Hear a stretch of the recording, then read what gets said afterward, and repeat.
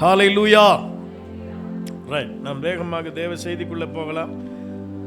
ஆண்டவர் நமக்கு அற்புதமான ஒரு வாக்குறுதியை தந்தார். நான் என் ஜெப வீட்டிலே உங்களை கொண்டு வந்து நான் மகிழ பண்ணுவேன் என்று சொன்னார். ஆமென், ஹல்லேலூயா. அதை குறித்த சத்தியங்கள் எல்லாம் நம்ம கடந்த நாட்டில் தியானித்தோம்.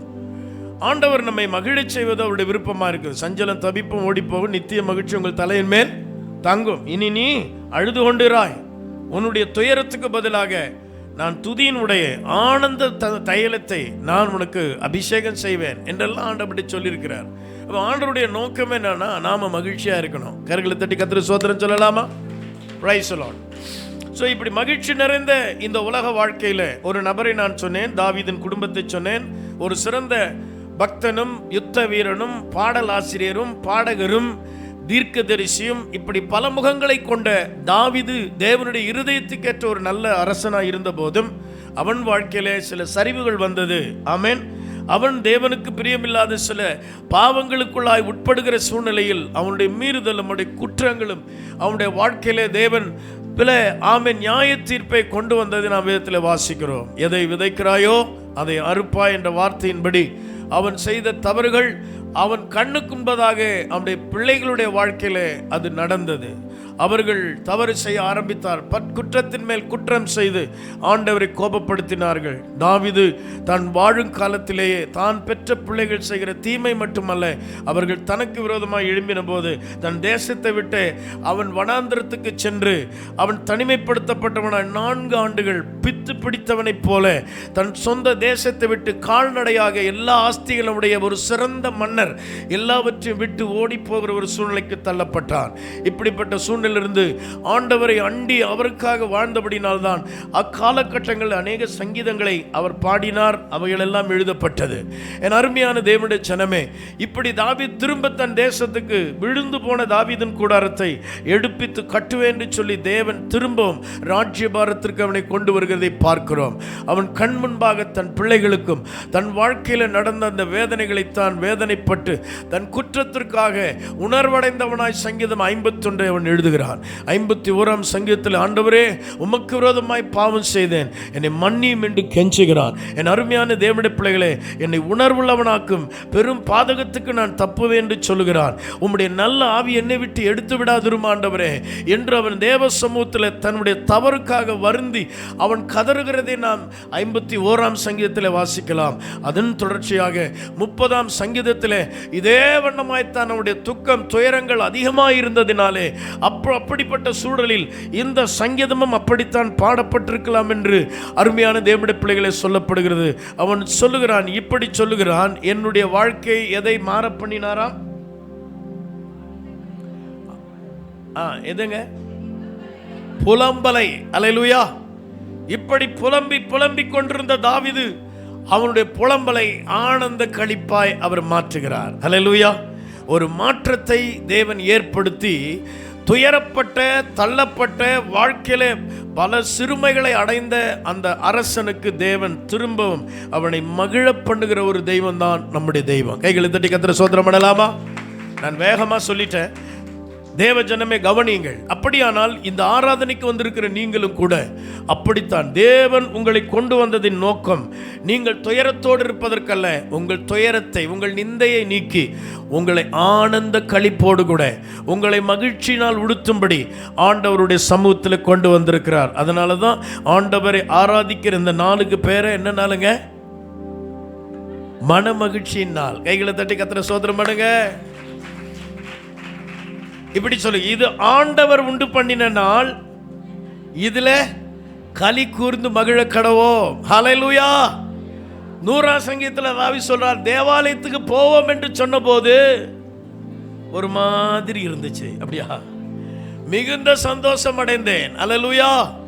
அப்படியானால் தேவனை அவன் அறிந்து கொண்டதும் தேவ சமூகத்தில் கிடைக்கிற அந்த மகிழ்ச்சியும் வேதாகமும் மிக தெளிவாய் சொல்லுகிறது. அவைகளில் அந்த 30ஆம் சங்கீதத்தில் பல காரியங்களை அவர் சொல்லுகிறார். அதை நாம் பின்பு தியானிக்க போகிறோம்.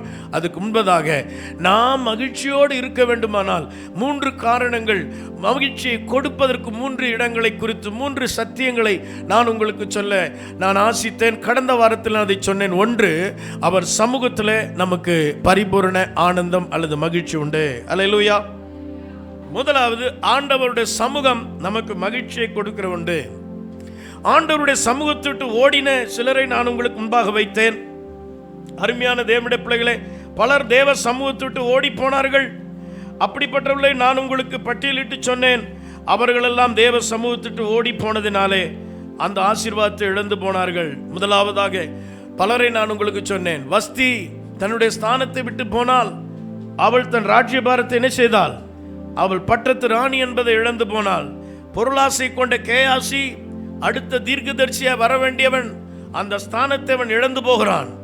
ஆமென். சிம்சோன் தேவன் பயன்படுத்திய இரட்சகன். ஆனால் அப்படி பெயர் பெற்ற சிம்சோன் கேளிக்கை பொருளாக மாற்றினான். உலக மாம்ச இச்சையினாலே விழுந்து போனான். அருமையான தேவனுடைய பிள்ளை, நேபுகாத்நேச்சார் ஆண்டவர் சிறந்த அரசனாய் வைத்திருந்தார். அவன் மகிமையான நம்முடைய ராஜ்யபாரத்தின் காலத்தில் நான் கட்டின மாவில் ஒன்று பெருமை கொண்டான். அவன் ராஜ்யபாரத்தை விட்டு தள்ளப்பட்டு மிருகத்தை போல காடுகளில் வசித்தான். தேவஜனமே, துணிகரம் கொண்டு இஸ்ரவேலில் முதல் அரசனாயிருந்த சவுல் தீர்க்கதரிசி வருவதற்கு முன்னதாகவே தாமே பலி செலுத்தவும் என்னைத்தான் தேவன் தெரிந்து கொண்டார், என்னை தேவன் பயன்படுத்துகிறார் என்று சொல்லி சுயநலமுடையவனாய் துணிகரம் கொண்டு சாமுவேல் வருவதற்கு முன்னதாக காரியங்களை செய்தபோது அவன் மேல் இருந்த அபிஷேகம் போய்விட்டது. அவன் ராஜ்யபாரத்தை இழந்து போனான். அல்லேலூயா. ஸ்தானத்தை விட்டு அலைகிறவன் தன் கூட்டை விட்டு அலைகிற குருவிக்கு ஒப்பாயிருக்கிறான். தேவ சமூகம் மட்டுமே நம்மை என்றென்றைக்கும் ஒரே நிலையில வைத்துக் கொள்ளும். ஆண்டவருடைய சமூகத்தை நாம் ஒரு நாள் விட்டுவிடக் கூடாது.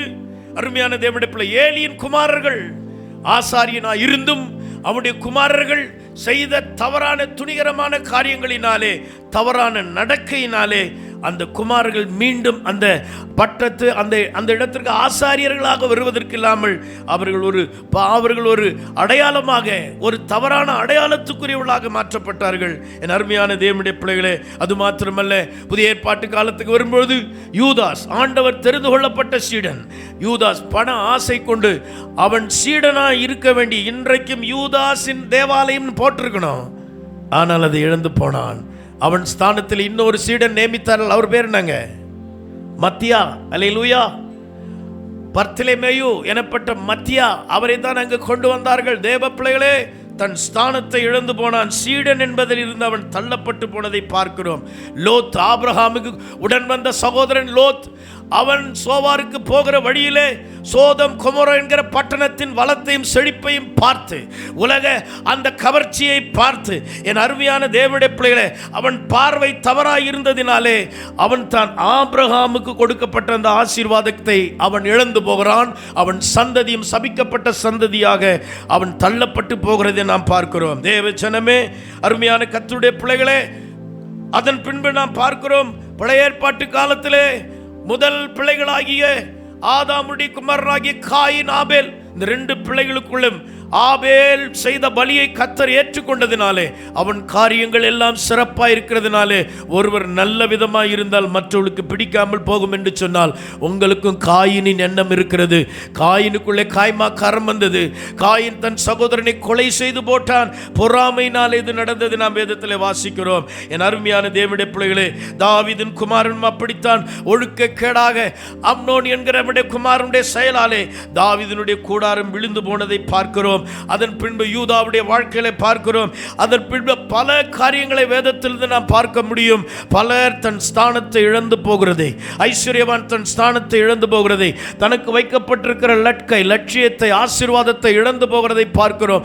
ஆகவே தான் நான் சொல்கிறேன், இவ்வுலக வாழ்க்கையில உயரலாம், தாழலாம். இவ்வுலக வாழ்க்கையில நமக்கு நிந்தை நெருக்கங்கள் வரலாம், பாடுகள் போராட்டங்கள் வரலாம், வளமான நாட்கள், செழிப்பான நாட்கள் வரலாம். எந்த காலத்திலும் எந்த நேரத்திலும் நாம் சாட்சி கேட்டது போல இயேசுவையே அண்டிக் கொண்டிருப்போமானால் நாம் ஜெயமாய் வாழ முடியும். ஆகவே தான் சொல்கிறேன், அவர் சமூகம் மட்டுமே நம்மை பாதுகாக்கிற இடம். அவர் சமூகம் மட்டுமே நமக்கு மகிழ்ச்சியை கொடுக்கிற இடம். நாம் தேவனுடைய கரத்தில் நம்மை விட்டு கொடுப்போமானால் தேவன் நம்மை பயன்படுத்துவார். அல்லேலூயா. ஃபார் எக்ஸாம்பிள் ஒன்றை சொல்லுகிறேன். கால்பந்து இருக்குது இல்லையா, கால்பந்து, ஃபுட்பால். இந்த ஃபுட்பாலுக்குள்ள அதை உதைச்சா என்ன பண்ணுங்க, என்ன பண்ணுமா, உதைச்சா அது ஓடும் இல்லையா? எந்த இலக்கை நோக்கி உதைக்கிறாங்களோ அங்கே போடும். அந்த ஃபுட்பாலுக்குள்ள ஒன்று இருக்குது, உள்ள என்ன இருக்குதுங்க, காற்று இருக்குது இல்லையா? அந்த காற்று இருக்கிறதுனால அந்த ஃபுட்பால் இவர்கள் அடிக்கும் திசையை நோக்கி அது போகிறது. அல்லேலூயா. நல்லா கவனிங்க, நல்லா கவனிங்க. ஆனால் இந்த காற்று அது உள்ள இருக்கிற வரைக்கும் தான் அதை யூஸ் பண்ண முடியும். ஆமென். இந்த காற்று அதற்குள்ள இருக்கிறதுனால அதை உதைக்க உதைக்க அது போயிட்டே இருக்கும், அது உதச்சிக்கிட்டே தான் இருப்பாங்க. அல்லேலூயா. ஆனால் காற்று அதிலிருந்து போயிடுச்சுன்னா அது ஓரமாக வச்சிருவாங்க. இன்னொரு இன்ஸ்ட்ருமெண்ட் ஒன்று சொல்கிறேங்க. ஏர் இன்ஸ்ட்ருமெண்ட்டில் நிறைய இன்ஸ்ட்ருமெண்ட் இருக்குது இல்லையா, இல்லையா? சொல்லுங்களேன். இன்ஸ்ட்ருமெண்ட்டு ஃப்ளூட், வேறு ட்ரம்பட், சாக்ஸோஃபோன், கிளாரினட், வேறு நாதஸ்வரம், மவுத் ஆர்கன், வேற. சரி, ஓகே, ஓரளவுக்கு சொல்லிட்டோம். இதில் ஃபஸ்ட்டு முதலாவது சிறப்பானது சொல்லிட்டுங்க, ஃபுல்லுட். என்னதுங்க ஃபுல்லுட்? இந்த ஃபுல்லுட், இதை மியூசிக்கை நீங்கள் கேட்டிங்கன்னா அவ்வளோ அற்புதமாக இருக்குங்க. அல்லேலூயா, அவ்வளோ அற்புதமாக இருக்குது. ஒரு நாள் நான் மியூசிக் சென்னையில் இருக்கிற மியூசிக் போனேன். அதில் முதல் தளத்தில் ஒரு ஆள் வந்தாருங்க, கடன்னு ஃபுல்லுட்லாம் அப்படியே கடன்னு எடுத்தார். அவர் ஃபுல்லுட் எடுத்து வாசிட்டாருங்க. ஃபர்ஸ்ட் ஃப்ளோர்லேயும் கீழே இருக்கிற எல்லாரும் நாங்கள் அவனை தான் வேடிக்கை பார்த்தோம். வித்வான். அல்லேலூயா. அந்த ஃபுல்லுட் இசை அவ்வளோ அருமையாக இருக்குதுங்க. அதுக்கு தேவை ஏர். அல்லேலூயா. ஆமென். அந்த ஏர் என்ன செய்யணும், ஃபுல்லுட்டு அதை வாசித்து அந்த ஏர் வெளியே போயிடும். திரும்ப என்ன செய்யணுங்க, ஆமாம், மறுபடியும் அவங்க ஊதி என்ன செய்வாங்க, அந்த இசையை கொண்டு வருவாங்க. அல்லேலூயா. இந்த ரெண்டுக்கும், ஃபுட்பாலுக்கும் ஃபுல்லுட்டுக்கும் இருக்கிற வித்தியாசம் என்னன்னா, ஃபுட்பால் காற்றை தன்னகத்தே வைத்திருக்கிறது, அதனால உதவாங்குது. ஃபுல்லுட்டு தன் காற்றை வெளியேற்றுகிறது, அதனால அருமையான இசை வெளியே வருது. அல்லேலூயா. ஸோ இதில் என்ன தெரிஞ்சுக்கணும், நம்ம தேவனுக்காக என்ன செய்யணுங்க, விட்டு கொடுக்கணும். அல்லேலூயா. இதில் நிறைய உதாரணங்கள் நான் சொல்ல முடியும், நான் உங்களுக்கு ஷார்ட்டாக சொல்கிறேன். அல்லேலூயா. உனக்கு இருக்கிற தாளந்து, உனக்கு இருக்கிற திறமை, உனக்கு இருக்கிற ஆஸ்தி, உனக்கு இருக்கிற காரியங்கள்லாம் நீயே வச்சுக்கிட்டு இருந்தா நீ ஃபுட்பாலு என்னதான் வரும், உதைப்பாங்க. நான் ஃபுட்பால் பிளேயர். அந்த பால் எங்கெங்க போகும் தெரியுங்களா, மைதானத்தில் அந்த கோடிக்கு போயிட்டு மறுபடியும் இந்த கோடிக்கு வரும். அல்லேலூயா. அதை அடிக்காதாலும் உதைக்காதாலும் கிடையாது.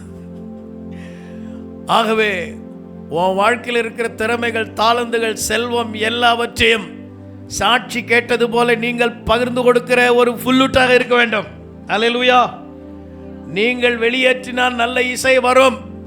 ஆமென். நல்ல சத்தங்கள் வரும், நல்ல பயன் கிடைக்கும். ஆனால் நீங்கள் காற்றை நீங்களே வச்சுக்கிட்டு இருந்தீங்கன்னா நீங்கள் உதைக்கப்படுவீர்கள். இப்போ ஃபுல்லுட்டுக்கு அதுக்கு ஒரு உதாரணம் சொல்கிறேன் பாருங்க. ஃபுல்லுட்டை என்ன பண்ணுவாங்க தெரியுங்களா, என்ன பண்ணுவாங்க, இதை உதைக்கிறாங்க, அதுக்கு முத்தம் கொடுக்குறாங்க. பாதி வந்துடுச்சு, நிறுத்திட்டேன் இல்லையா? ஃபுல்லுட்டு என்ன பண்ணுவாங்க, முத்தம் கொடுக்குறாங்களா, கொடுக்குறாங்களா இல்லையா? வாய் வச்சு தாங்க ஊத முடியும். Praise the Lord. Hallelujah. இதுக்கு நான் உதாரணம் சொல்ல, விட்டு கொடுத்தால் முத்தம் கிடைக்கும், விட்டு கொடாவிட்டால் உதை கிடைக்கும். கோச்சிக்க போறீங்க. படித்ததை பகிர்ந்து கொள்கிறேன். நல்லா கவனிங்க என் அருமையான தேவனுடைய பிள்ளைகளே. ஆகவே நீங்கள் தேவ சமூகத்துக்கு கட்டாயம் வர வேண்டும். தேவ சமூகத்திலே நீங்கள் அந்த மகிழ்ச்சியின் ஆசீர்வாதத்தை பெறத்தான் வேண்டும். நீங்கள் எங்கே போனாலும் நீங்கள் ஆண்டவருடைய சமூகத்தை விட்டுவிடவே கூடாது. ஹல்லேலூயா. ஆண்டவருடைய சமூகத்தில் ஒரு 5 விதமான அந்த மகிழ்ச்சிக்கான ஆசீர்வாதங்களுக்கான வழிகளை நான் சொன்னேன். ஞாபகம் இருக்குதா? எதெல்லாம் சந்தோஷம், அவர் சமூகத்தில் தான் இந்த 5 கிடைக்கும். மனம் திரும்புதல், வெரி குட், சூப்பர். மனம் திரும்புகிற ஒரு பாவி நிமித்தம் பரலோகமே சந்தோஷப்படும். ஆமென். பரலோகம் மட்டுமல்ல, பூமியில் இருக்கிற மனிதர்களும் அவர் திருந்திட்டாருங்க, நல்லவராக மாறிட்டாருங்க. அந்த குடும்பமே சந்தோஷப்படும். மனம் திரும்புதல் சந்தோஷத்தை கொண்டு வரும். எங்கே மனம் திரும்ப முடியும்? எந்த கல்லூரியிலும் ஒன்று திருத்த முடியாது, எந்த மருத்துவமனையிலும் மனம் திரும்புதல் நடத்த முடியாது, எந்த சட்டமன்றத்திலும் ஒன்று நீதிமன்றத்திலும் மனம் திரும்புதலை கொண்டு வர முடியாது. அடிக்கிறதுனால, புத்தி சொல்றதுனால, ஃபைன் கட்டுறதுனால வராது. சமூக ஆண்டவருடைய பிரசன்னம் மட்டும்தான் மனம் திரும்புதலை கொண்டு வரும். கரங்களை தட்டி கர்த்தருக்கு ஸ்தோத்திரம் பண்ணுங்க. இயேசு சொன்னார், மனம் திரும்புங்கள், பரலோக ராஜ்யம் மனம் திரும்புதனால் சந்தோஷம். வேகமான இதெல்லாம் போன வாரம் பேசிட்டேன், அதனால் வேகமாக சொல்லுங்க. அடுத்தது, நோக்கி பார்க்கிறதுனால். அல்லேலூயா. வேற எதையும் பார்க்காதீங்க, ஆண்டவரை மட்டும் நோக்கி பாருங்க. விசுவாசத்தை தோக்கிற முடிக்கிறோமாகி கிறிஸ்து இயேசுவை நோக்கி உங்கள் ஓட்டத்தை பொறுமையோடு ஓடுங்க. அவசரப்படாதீங்க. சிலது லேட்டாக தான் கிடைக்கும், ஆனால் லேட்டாக கிடைச்சாலும் லேட்டஸ்ட்டாக கிடைக்கணும் இல்லையா? அந்த மாதிரி ஆண்டவர் சிறப்பானதை கர்த்தர் தருவார். காத்திருப்பவர்களுக்கு ஆண்டவர் விசேஷத்தை தருவார். இது நீங்கள் உலக டைலாக் மாதிரி இருக்குது, ஆனால் பைபிள் எப்படி சொல்லுமா? அதிக காத்திருத்தல் இருதயத்தை இளைக்க பண்ணும். இதே விஷயம்தான். அது கிடைக்கும் போது எப்படி கிடைக்குமா? பெஸ்டா, ஜீவ விருட்சத்தை போல அது கிடைக்குமா? அல்லேலூயா. தேவஜனமே, சமூகத்தை விடாதீங்க. ஆண்டவருடைய சமூகம் மிக முக்கியமானது. மனம் திரும்புதலை கொண்டு வருகிறது. இரண்டாவது, நோக்கி பார்க்கிறோம். அப்பொழுது ஆண்டவருடைய சமூகத்தில் மகிழ்ச்சி நமக்கு கிடைக்கிறது. அவரை நோக்கி பார்த்த முகங்கள் பிரகாசம் அடைந்த முகங்கள் வெட்கமடையவில்லை. திருமண வசனத்தை சொல்லவில்லை. மூன்றாவது, அவரை தேடுபவர்கள் மகிழ்ந்திருப்பார்கள். நீங்க தேடி பாருங்களேன், தினந்தோறும் ஆண்டவரை தேடுங்க. தேடினவர்கள் உள்ள மகிழ்ந்து கொண்டே இருக்கும். அல்லேலூயா. தேடாதவருடைய இருதயம் எல்லாம் வேதனையோடு கூட தான் இருக்கும். தேவ ஜனமே, நீ கர்த்தருடைய பிள்ளையா இருக்கலாம், நீ தேவ சமூகத்திற்குள் இருக்கிறாய், நீ எப்பொழுதும் தேவனை தேடுகிற உணர்வோடு கூட நீங்க இருக்க வேண்டும். நேற்று இரவு கூட அற்புதமான செய்தியை நான் பிரசங்கித்தேன். அல்லேலூயா. யாக்கோபுடைய சரித்திரத்திலிருந்து சொன்னேன். அல்லேலூயா. அது வரைக்கும் அந்த இடம் என்னவா தான் இருந்ததுங்க? என்னவா இருந்ததுங்க? ஆமாம், லூஸில் நீங்களும் லூஸ் ஆயிராம அந்த இடத்தை நீங்கள் என்னவா மாற்றினங்க? பெத்தேல். பெத்தேல் ஒரு பிளேஸ் மட்டும் இல்லை, நீங்கள் எங்கெல்லாம் தேவனை தொழுது கொள்கிறீர்களோ அந்த இடமெல்லாம் பெத்தேல். அல்லேலூயா. அவரை தேடுகிற, அவரை தொழுது கொள்ளுகிற அந்த நபர்கள், அவர்கள் இந்த ஆனந்த மகிழ்ச்சியை அடைவார்கள் என்று நான் சொல்லுகிறேன். ரைட். அடுத்ததாக, நான்காவதாக, அவர் வார்த்தையை கேட்க கேட்க மகிழ்ச்சி. ஹல்லேலூயா. அவர் வார்த்தை எனக்கு கிடைத்த உடனே, அது தேனிட்ட பணியாரம் போன்றிருக்கு. அந்த வார்த்தைகளை நான் உட்கொண்ட உடனே அது எனக்கு மகிழ்ச்சியை கொடுத்தது. ஹல்லேலூயா. என் அருமையான தேவனுடைய ஜனமே, மகிழ்ச்சி அவருடைய வார்த்தையில் இருக்கிறது. கடைசியாக, அவருக்காக நான் வாழ்கிறதுனாலே எனக்கு கிடைக்கிற மகிழ்ச்சி. யாருக்காக வாழணுங்க?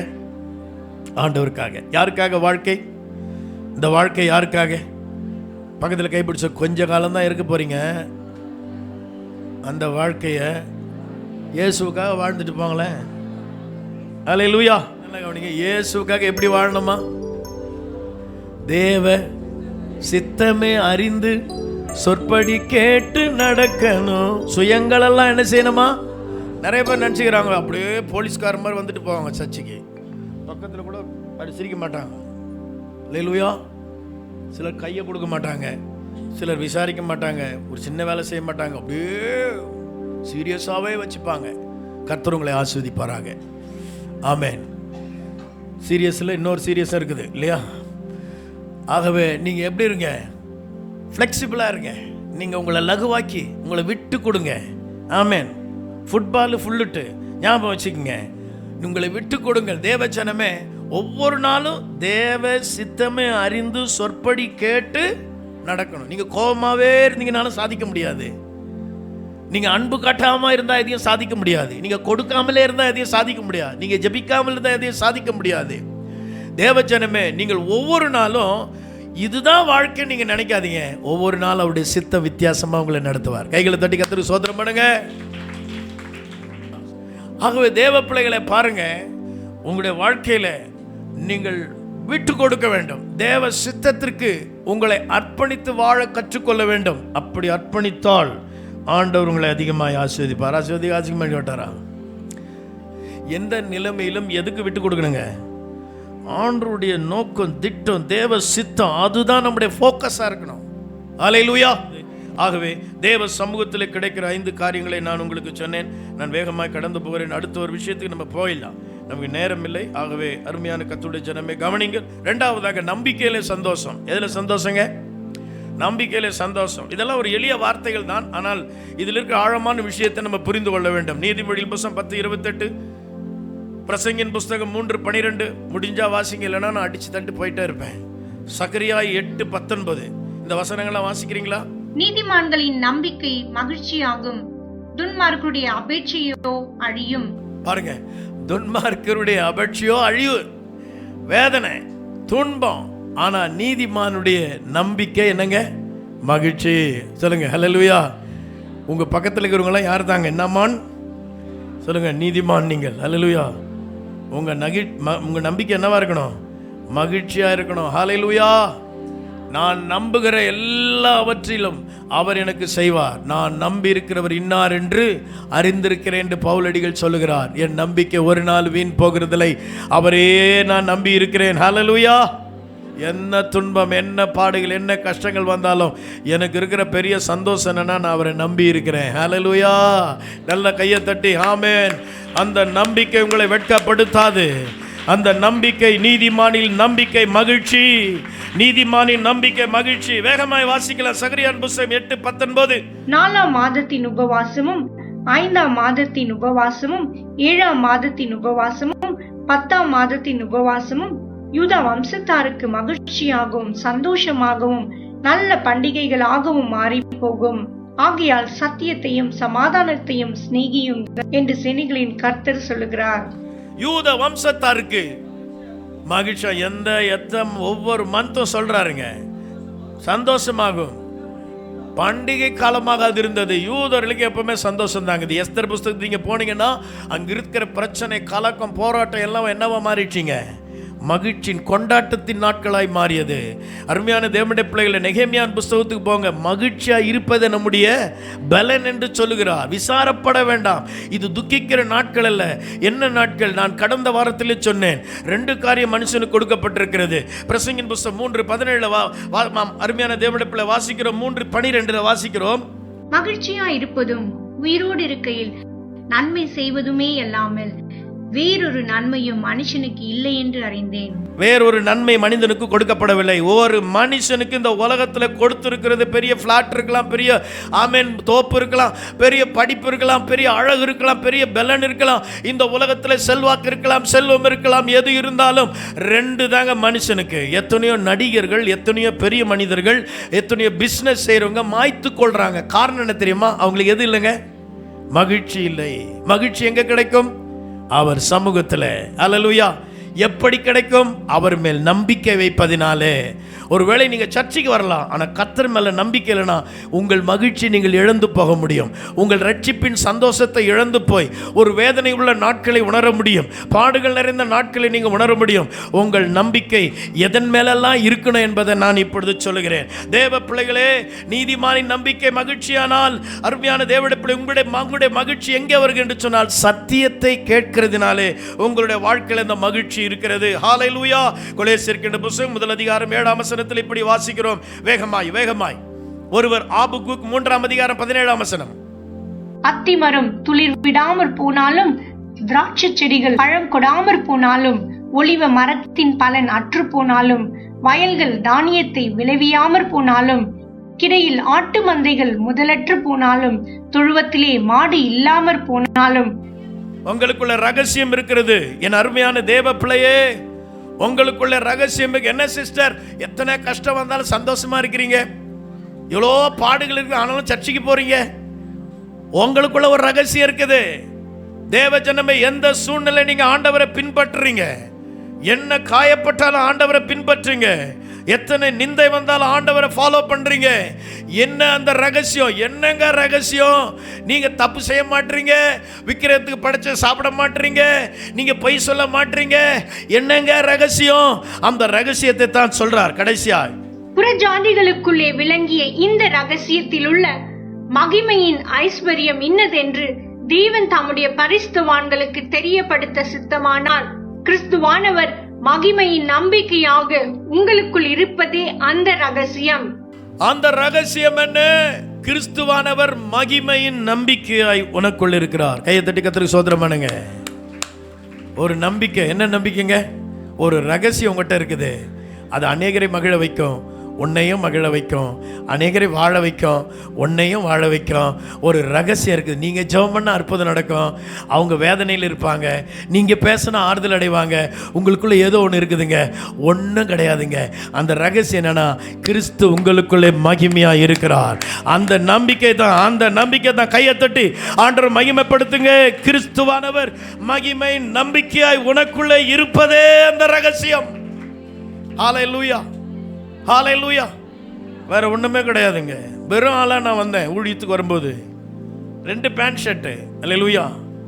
சரியான ட்ரெஸ் கிடையாது, சரியான காரியங்கள் எதுவுமே கிடையாது.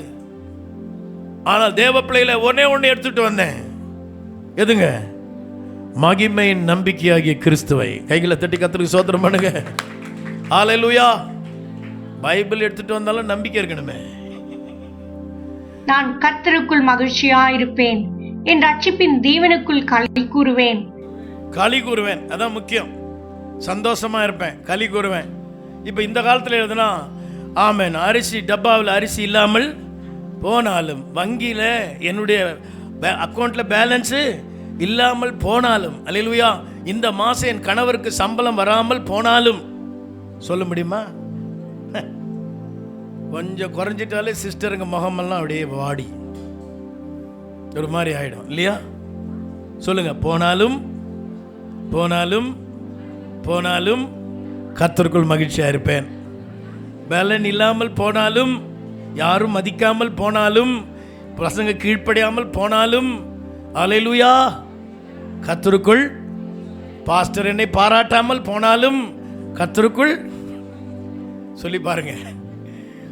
உண்மையாகவே இன்றைய கால சூழ்நிலையில் நாம் எதிர்பார்க்கிற வண்ணமாய் இல்லாமல் வேறு விதமாக இருக்குமானாலும், நீங்கள் சொல்லுங்க, என் வாழ்க்கையின் சூழ்நிலை வித்தியாசமாக தான் இருக்குது, ஆனாலும் என் கர்த்தருக்குள் மகிழ்ச்சியாக இருப்பேன். என்ன அந்த ரகசியம்னா, மகிமை நம்பிக்கை அவர் எனக்குள் இருக்கிறா. என் நம்பிக்கை ஒருத்தரை என்ன செய்ய முடியாது, அசைக்கவே முடியாது. ஹல்லேலூயா. ஃபாதர் ரொம்ப அருமையாக எழுதியிருப்பார். எல்லாமே எதிராக இருந்தாலும், சூழ்நிலைகள் தோல்வி போல தெரிந்தாலும். ஆமென். பாட்டு நல்லா பாடுறோம். உன் வாழ்க்கையில் அதான் நடந்துகிட்டு இருக்குது, நடக்கவும் போது. நீ மகிழ்ச்சியா இரு. உன் நம்பிக்கை ஜீவனுள்ள தேவன் மேல் இருக்கட்டும். நீ நம்பி இருக்கிற தேவன் ஒரு நாளும் உன்னை விட்டு விலக மாட்டார், உன்னை கைவிட மாட்டார். ஆகவே அவருடைய வசனத்தை சார்ந்து அசைக்க முடியாத நம்பிக்கையோடு இருந்தவளை பார்க்கிறோம். உங்களுக்கு தெரியும், அப்போஸ்தலர் நடபடிகள் 27ஆம் அதிகாரத்தில் பவுலும் அவனோடு கூட சில சிறை கைதிகளும் எருசலேமை நோக்கி பயணமாகி கொண்டிருக்கிறாங்க. ராயனுக்கு முன்பாக இந்த குற்றவாளிகளை கொண்டு நிறுத்த வேண்டும். அப்படிப்பட்ட சூழலில் பவுலும் அவனோடு கூட பல கைதிகளும் ஒரு கப்பலிலே பயணமாகி கொண்டிருக்கிறார்கள். யூரோக்கிலியோதோன் என்கிறதான ஒரு கடுங்காற்று வந்தது. ஹல்லேலூயா. அந்த காற்று மிகப்பெரிய புயலாக மாறி அருமையான தேவனுடைய பயணத்தை தடுத்து நிறுத்துகிறது. அவர்கள் முன்னேறி செல்ல முடியவில்லை. பயங்கரமான காற்று. சமீபத்தில் ஒரு காற்று அடிச்சு ஒரு ஆள் என்ன செஞ்சாருங்க, அப்படி பறந்து போனார். பார்த்தீங்களா? நியூஸ்லாம் பார்க்க மாட்டோம் பாஸ்டர், நாங்கள் பார்க்கறது வேற அப்படின்றீங்களா? ஆமென். இந்த காற்று என்ன செய்யுதுங்க, சுழல் காற்று கொண்டு போது ஒரு நபரை தூக்கிட்டு போயிடுது. என் அருமையான தேவ பிள்ளைகளை கவனிங்க. பலமான காற்று வந்து, கடும் புயல் வந்து கப்பல் சேதமடைய போகிறது. இப்போ எல்லாருக்கும் பயம் வந்துருச்சு. பயம் வந்ததும் யாரும் என்ன செய்யலைங்க, சாப்பாடு கட்டிட்டு வந்தவங்க என்ன செய்யலைங்க, சாப்பிடல. சாவ போகிற எதுக்கு சாப்பாடு, அதனால யாருமே சாப்பிடல. பவுல் சொல்றாரு, திடன் கொள்ளுங்கள், பயப்படாதிருங்கள், நான் ஆராதிக்கிறவரும் நான் நம்பி இருக்கிறவரும், நம்பிக்கை தான் இங்க மிக முக்கியமான வார்த்தை, என்னை ஆட்கொண்டவரும் ஆகிய தேவன் என்னோடு பேசினார். அல்லேலூயா. ஒருவனும் சாவதில்லை. பொருட்சேதம் உண்டாகும், உயிர் சேதம் உண்டாகாது. சாப்பிடுங்கன்றாரு. அல்லேலூயா. எல்லாரும் என்ன செய்றாங்க, சாப்பிட்றாங்க. சொன்ன மாதிரியே நடந்தது. கப்பல் உடைந்தது. பலகைகளை பிடித்து ஓராள் கூட சாகல, எல்லாரும் கரை சேர்ந்தாங்க. அல்லேலூயா. அந்த பவுலுக்குள்ள இருந்த நம்பிக்கை தான் நமக்குள்ள இருக்கு. யுரக்கிழுதன் காற்றடித்தா கூட நீ நம்பி இருக்கிற தெய்வம் உன்னை ஒரு நாளும் கைவிடவே மாட்டார். அல்லேலூயா. அந்த நம்பிக்கை பற்றி சொல்லும்போது நிறைய பாட்டு எனக்குள்ள மைண்டில் வருது. நம்பி வந்தேன் ஏசையா, நிறைய பாட்டு வருது. தேவ ஜனமே, உங்க நம்பிக்கை உங்களுக்குள்ள அதிகமா இருக்கட்டும். நம்பிக்கையில் என்னவா இருங்க? ரோமர்ல சொல்ல 12:12 நம்பிக்கையில் என்னவா இருங்க? நம்பிக்கையில் என்னவா இருங்க? சமூகத்தின் சந்தோஷம் மட்டுமல்ல, நம்பிக்கையில உண்டாகிற சந்தோஷம். கைகளை தட்டி கர்த்தருக்கு ஸ்தோத்திரம் சொல்லுங்க. ஹalleluya, ஹalleluya.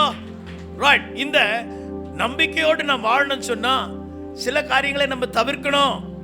அதை குறித்து பைபிள் சொல்லுகிறது. நீதிமொழிகளின் புத்தகம் 3ஆம் அதிகாரம் 5ஆம் வசனம் சொல்லுகிறது, உன் சுயபுத்தியின் மேல் சாயாமல் உன் முழு இருதயத்தோடும் கர்த்தரில் நம்பிக்கையாயிருந்து. எதை மேல சாரக்கூடாதுங்க? சுயபுத்தி. அல்லேலூயா. யார் மேல நம்பிக்கை வைக்கணும்? அல்லேலூயா. அப்பா அம்மா மேல, பொருள் மேல, உலகத்தின் மேல, ஆஸ்தியின் மேல அல்ல. உன் சுயபுத்தி நிறைய நேரம் அங்கதான் கொண்டு போவனே. அல்லேலூயா. நீ யார் மேல நம்பிக்கை வைக்கணுங்க? ஆமா, பணப்பிரியன் பணத்தினால் திருப்தி அடைகிறது இல்லை, செல்வப்பிரியன் செல்வத்தினால் திருப்தி அடைகிறது இல்லை, உடையவர்கள் தான் அதை அனுபவிக்கிறதும் இல்லையா. தேவ பிள்ளைகளே, ஆனால் கர்த்தரை நம்புகிறவன் மட்டும் திருப்தி அடைந்து ஹalleluya தேன் கூட்டை மிதிக்கும் அளவுக்கு கர்த்தர் அவனை நடத்துவார். ஹalleluya.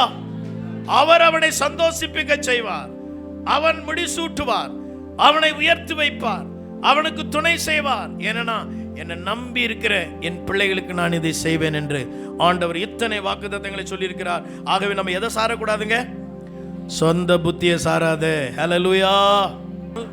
சட்டமன்றத்திலே சபாநாயகர், அவர் ஒரு கிறிஸ்தவர். அவர் அல்லேலூயா. அவர் சபை ஆரம்பிக்கும் போது என்ன சொன்னாருங்க? வசனம் சொன்னார், சாட்சி கொடுத்தார். 5000 பைபிள் வாங்கி கொடுத்திருக்கிறேன் சாட்சி கொடுத்தார். அது எனக்கு பெரிய சந்தோஷம். சட்ட சபையில் தேவனுடைய சத்தியத்தை சொல்ற ஒரு மனுஷன். அல்லேலூயா. வசனத்தை சொன்னாரு. நான் வேத புஸ்தகம் அவர் இருந்து பார்த்தாராம் வெஸ்லி சர்ச்சில்.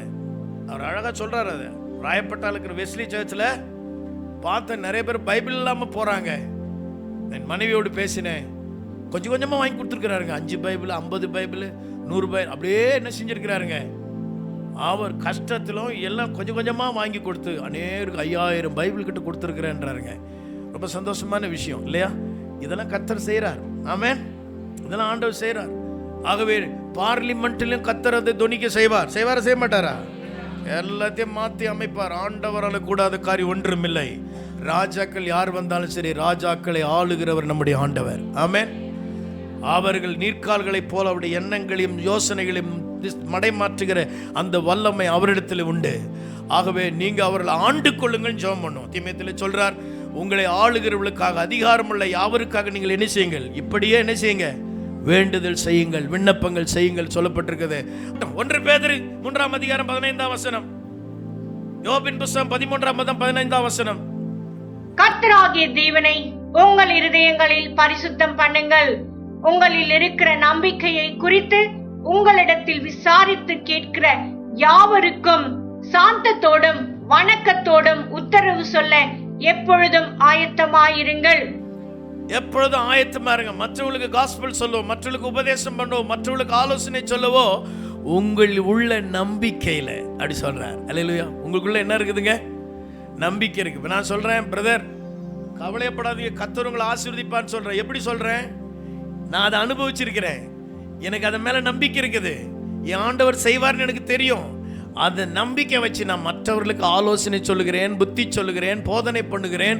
இதைத்தான் பைபிள் நமக்கு சொல்லிக் கொடுக்கிறது. யோபின் புத்தகம் 13:15 நமக்கு எல்லாருக்கும் தெரியும்.